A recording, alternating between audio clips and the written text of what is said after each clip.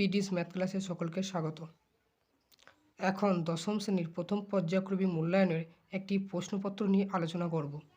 আর কিছুদিনের মধ্যেই তোমাদের প্রথম পর্যায়ক্রমিক মূল্যায়ন শুরু হতে চলেছে। একটি কোশ্চেন নিয়ে আলোচনা করব, যেখান থেকে এবার পরীক্ষায় কিছু কোশ্চেন তোমরা কমন পেয়ে যেতে পারো।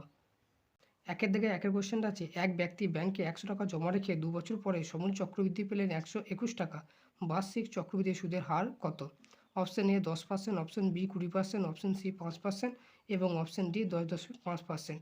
এখানে যে কোশ্চেনের অ্যান্সারগুলো দাগানো আছে এগুলো ভুল থাকতে পারে, এগুলো কিন্তু সঠিক নয়।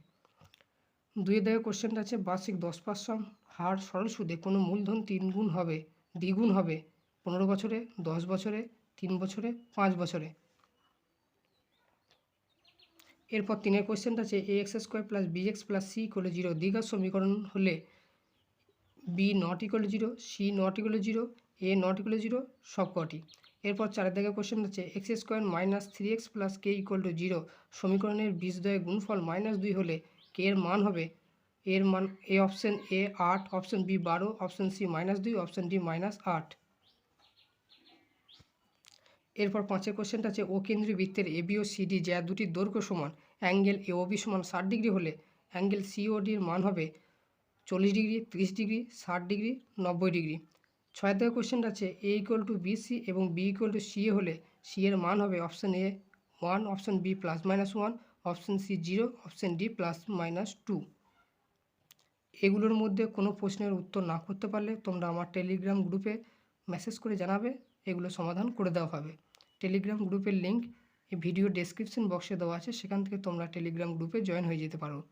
এরপরে দুইয়ের থেকে শূন্যস্থান পূরণের কোশ্চেনগুলো আছে, একটা, a x square plus b x plus c equal 0 দ্বিঘাত সমীকরণের বীজদ্বয় সমান হবে যদি ড্যাশ। এরপর দুইয়ের কোশ্চেন আছে, তিনটি অসমরেখ বিন্দু দিয়ে ড্যাশটি বৃত্ত অঙ্কন করা যায়। আগেই বলেছি এখানে যে উত্তরগুলো করা আছে সেগুলো সবগুলো সঠিক নয়, কিছু ক্ষেত্রে ভুল আছে, এগুলো স্টুডেন্টের করা। যেমন প্রথম কোশ্চেনটা ঠিক আছে, b square minus 4 is equal to 0, কিন্তু দুইয়ের থেকে কোশ্চেনটা এখানে দাগানো আছে অসংখ্য, এটা হবে একটি মাত্র বৃত্ত অঙ্কন করা যায়। এরপর তিনের দাগে কোশ্চেনগুলো আছে, একটা, বার্ষিক 10% চক্রবৃদ্ধি সুদের হারে কত বছরে 5,000 টাকার সমূল চক্রবৃদ্ধি 6,050 টাকা হবে তা নির্ণয় করো। এগুলো হচ্ছে 2 নম্বরের কোশ্চেন। এরপর দুইয়ের দাগে কোশ্চেনটা আছে, একটি দ্বিঘাত সমীকরণের বীজদ্বয়ের সমষ্টি 14 এবং গুণফল 24 হলে দ্বিঘাত সমীকরণটি লেখো। এরপরে তিনের দিকে কোশ্চেন আছে, শ্রীধর আচার্যের সূত্র প্রয়োগ করে সমাধান করো। 3x square minus 11x plus 8 equal to 0। এরপর চারের দিকে কোশ্চেন আছে, ও কেন্দ্রীয় একটি বৃত্তের এবি জ্যা এবি সমান 6 সেমি ও কেন্দ্র থেকে এবি জ্যায়ের দূরত্ব 4 সেমি হলে বৃত্তের ব্যাসার্ধের দৈর্ঘ্য নির্ণয় করো। এরপর পাঁচের দিকে কোশ্চেন আছে, একটি আয়তঘনের তল সংখ্যা x, ধার সংখ্যা y, শীর্ষবিন্দুর সংখ্যা z এবং কর্ণের সংখ্যা p হলে x plus y plus z plus p এর মান কত হবে তা লিখি। এরপরে চারের দাগের কোশ্চেনটা আছে, কোনো মূলধন একই বার্ষিক শতকরা সরল সুদের হারে 7 বছরের সুদে আসলে 7,100 টাকা হলে এবং 4 বছরের সুদে আসলে 6,200 টাকা হলে মূলধন ও বার্ষিক শতকরা সরল সুদের হার নির্ণয় করি। এর অথবা কোশ্চেনটা আছে, 30,000 টাকার বার্ষিক 9% চক্রবৃদ্ধি হারে সুদে 3 বছরের চক্রবৃদ্ধি সুদ নির্ণয় করো। এরপর পাঁচের দাগের সমাধান করি।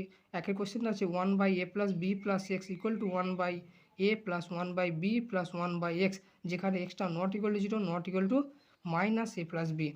দুইয়ের কোশ্চেন আছে, x by x plus 1 plus x plus 1/x equal to 2 পূর্ণ 1/12।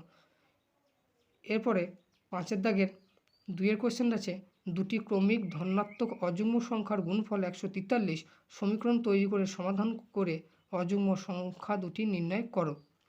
এরপর ছয়ের দাগের কোশ্চেন আছে, যদি দুই অঙ্কের একটি ধনাত্মক সংখ্যাকে উহার এককের ঘরে অঙ্ক দিয়ে গুণ করলে গুণফল 189 হয় এবং দশকের ঘরে অঙ্ক একক ঘরে অঙ্কের দ্বিগুণ হয়, তবে এককের ঘরে অঙ্কটি নির্ণয় করি। এরপর সাতের দাগের কোশ্চেনটা আছে, প্রমাণ করো ব্যাস নয় এরূপ কোনো জ্যাকে বৃত্তের কেন্দ্রগামী কোনো সরলরেখা সমদ্বিখণ্ডিত করলে ওই সরলরেখা জ্যাটির উপর লম্ব হবে, অথবা কোনো বৃত্তের একটি বৃত্তচাপের দ্বারা গঠিত সম্মুখ কেন্দ্রস্থ কোণ ওই চাপের দ্বারা গঠিত যে কোনো বৃত্তস্থ কোণের দ্বিগুণ হবে, প্রমাণ করো। এই দুটো উপপাদ্যের মধ্যে যে কোনো একটা উপপাদ্য করতে হবে।